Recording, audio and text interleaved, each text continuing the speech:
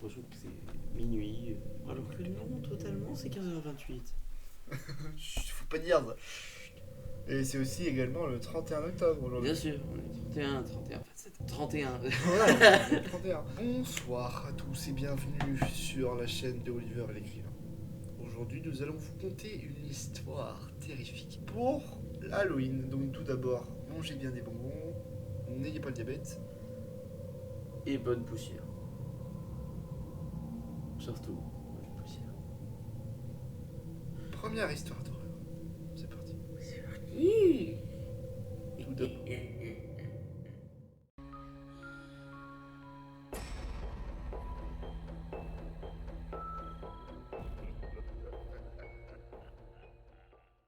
Tout a commencé quand j'ai emménagé dans ce petit studio, au 3e étage.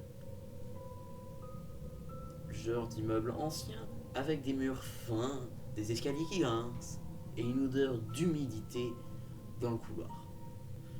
J'étais content. C'était pas grand, mais c'était à moi. J'avais besoin de calme, de solitude. Et c'est exactement ce que j'ai eu. Enfin, au début. La première nuit, vers minuit, j'ai entendu un bruit. Pas un bruit fort, pas de cris ou de pas, juste un léger raclement, comme si quelqu'un traînait un meuble tout doucement au-dessus de moi. Le lendemain, pareil, même heure, même bruit, toujours au-dessus. J'ai voulu aller en parler avec le voisin, histoire de me présenter et peut-être d'en parler. Mais la porte du dessus était verrouillée. Et il n'y avait pas de sonnette. Juste une plaque poussiéreuse, sans nom. J'ai demandé au gardien, c'est qui l'appartement du 4B? Il m'a regardé un peu trop longtemps avant de répondre. Il y a personne, monsieur, il est vide depuis 2017. Je me suis mis à rire nerveusement. Non mais je l'entends tous les soirs. Il déplace des trucs, il marche. Il a juste baissé la voix C'est impossible. et il est parti sans rien dire d'autre. Cette nuit-là, j'ai entendu autre chose. Une chaise qu'on tire, des pas, puis une voix, faible, presque un murmure juste au-dessus de mon lit. Tu dors? J'ai cru rêver. Je me suis figé, incapable de bouger. Et puis plus rien. Le silence total. Comme si l'immeuble retenait son souffle avec moi. Les nuits suivantes, la voix revenait. Toujours la même question. Toujours à la même heure. Tu dors? Parfois, elle semblait plus proche. Comme si elle se penchait vers moi à travers un plafond. Un soir, j'ai craqué. J'ai pris le balai et j'ai frappé le plafond de toutes mes forces. Et juste après, quelqu'un a frappé en retour. Même rythme, même intensité, comme un écho. C'est à ce moment-là que j'ai compris. Ce n'était pas un bruit au-dessus, c'était un bruit à travers. Le lendemain, j'ai monté les escaliers. La porte du 4B était entrouverte. Pas assez pour voir l'intérieur, juste assez pour sentir une odeur.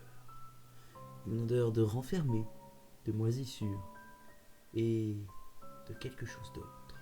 Une odeur de mort. J'ai poussé doucement la porte. La pièce était vide. Pas de meubles, pas de lumière. Juste un vieux fauteuil au centre. Et sur le mur du fond, des marques. Des dizaines de marques faites à la craie. Ou peut-être avec des ongles. Des phrases à moitié effacées. Je suis ici. Il ne me répond plus. Sous moi. Puis j'ai vu le plafond. Le mien.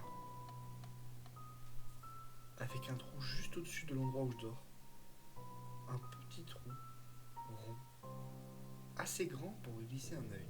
Et à ce moment-là, j'ai compris que la voix ne venait pas du dessus. Elle venait de l'intérieur du mur. J'ai reculé, paniqué, et j'ai quitté l'appartement. Le lendemain, j'ai tout emballé, prêt à partir.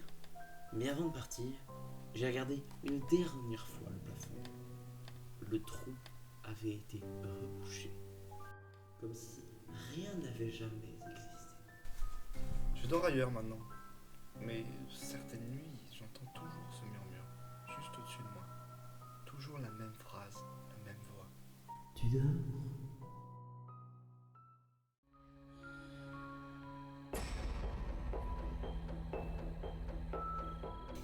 L'histoire qu'on va vous raconter maintenant se nomme Le reflet de trou. Les histoires de maisons hantées, ça te fait rire. Jusqu'au jour où c'est toi qui vas dormir dedans. Et moi, j'y suis allé avec mon meilleur pote. Sauf qu'on n'était pas deux. Enfin, pas vraiment. Ça faisait des années que Thomas et moi, on rêvait d'acheter une vieille baraque à retaper. Un projet entre potes.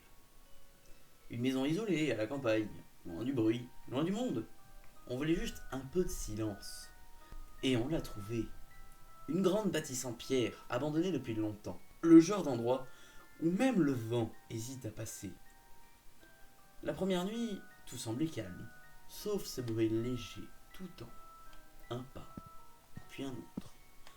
Thomas m'a regardé, un sourire nerveux, C'est sûrement un oiseau, mec. mais aucun oiseau ne marche à pas d'homme. Le lendemain, on est monté voir. Le grenier, poussiéreux, vide. Juste un miroir immense, adossé contre le mur du fond.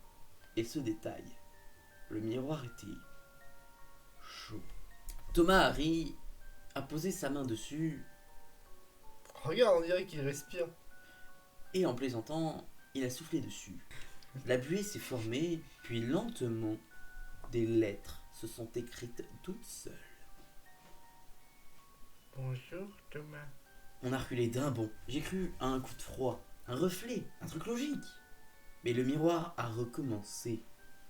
Pourquoi t'es revenu?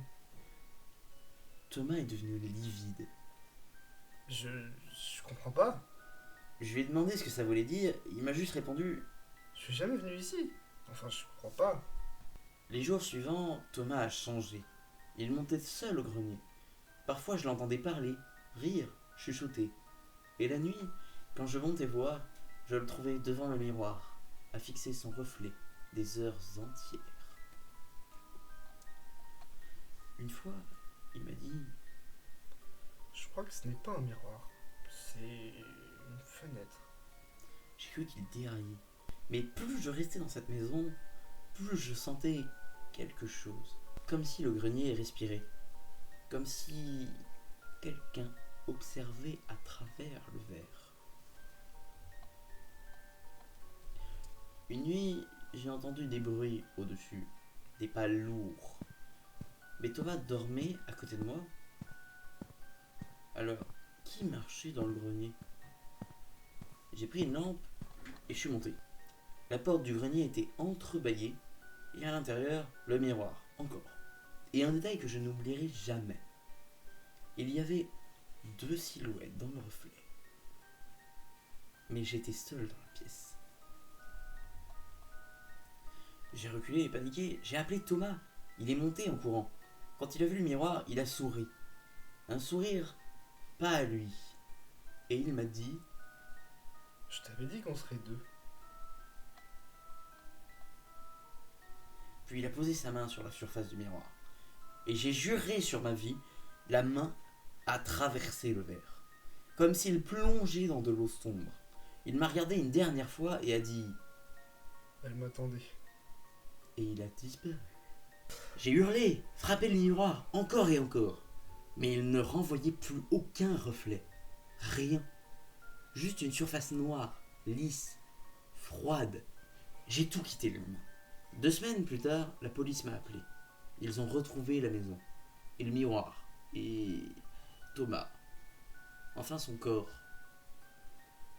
De l'autre côté du verre, comme s'il avait été écrasé contre la surface de l'intérieur. Depuis, je n'ai plus de miroir chez moi. Mais parfois, quand je passe devant une vitre, je jurerais voir quelqu'un me sourire. Et ce sourire, c'est le sien.